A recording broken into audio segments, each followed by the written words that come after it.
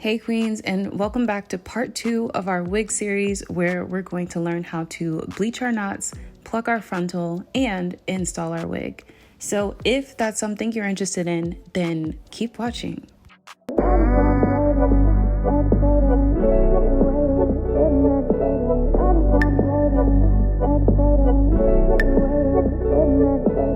So we're starting off with our hair wet. This just came from being bleached and washed. And if you haven't seen that part, it is linked below and it's tagged above.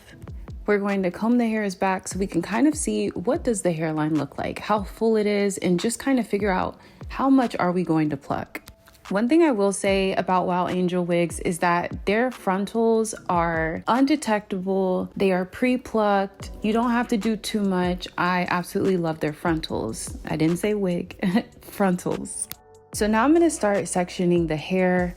The frontal on the side doesn't go back too far, so I'm just going to go back as far as the track. Then we're going to work in sections, and since this part doesn't go back too far, we want to make sure we don't thin it out too much, especially because it's already pre-plucked.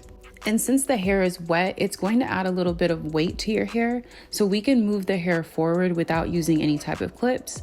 And what I'm doing here is I'm just going to hold the part that I'm going to pluck, and I'm going to make sure that I have a good grip on it, and then I'm going to start tweezing.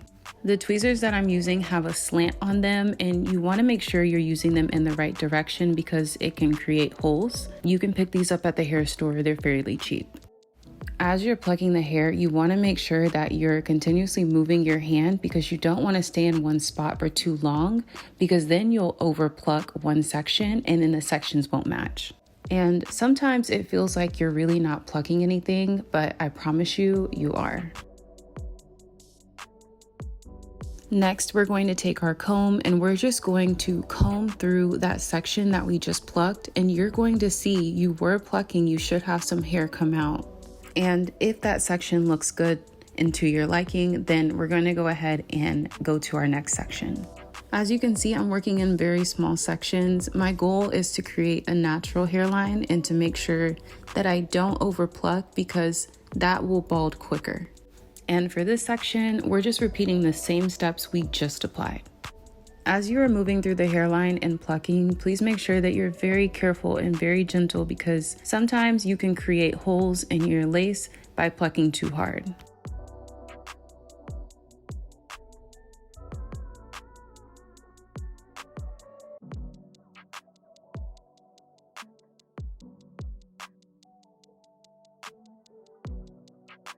Plucking your wig is essential to just even wearing wigs, because you want to make sure that you're creating something that looks natural. We don't want a full hairline. We want to be able to press our hair and make it look flatter so that way we have a better install and it doesn't look like a hat or a helmet, because those days are over. We're not doing that anymore. We are educated now. So please, please, please, if you don't do anything with your wig, make sure you pluck it if it's not already plucked for you.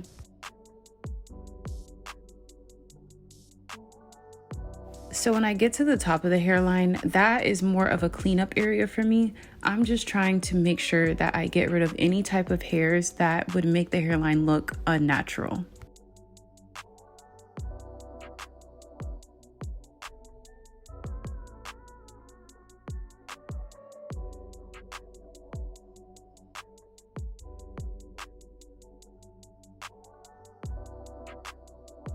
And now we have just finished the first side of the wig. It's time to move to the middle. When I make it to the middle of the wig, I like to fold the wig in half and add a pin into the middle because I want to make sure that I'm not plucking the middle part, just in case I need to do a middle part. So we're going to add the pin to the lace, and then we're going to line the pin with the crease that's in the wig head.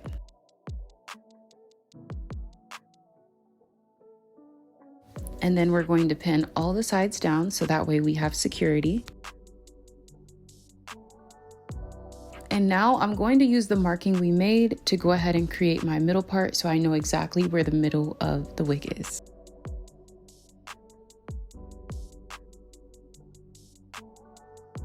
In the beginning of this tutorial, we started our first section where the track stopped. So now I'm going to find exactly where the track stops. And this is going to be my section in between where the track stopped and the middle part that I just created. And this is what I need to pluck.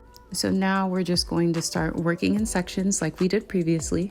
Also, the middle section has a little bit more room. I'm not going to start at the back of the frontal. I'm just going to go about 3 inches behind the hairline. This is a 13x6 frontal, so I don't really need to pluck the entire 6 inches of the frontal. And the same techniques that we applied on the side of the frontal, we're going to use here. Typically, I like to pluck a little bit more when it comes to the middle of the head because there's a little bit more hair there. As you can see on the sides of the frontal, there wasn't as much hair to work with.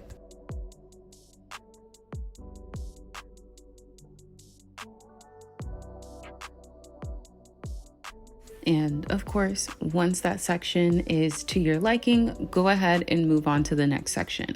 Remember, moving in small sections is helpful to creating that natural hairline.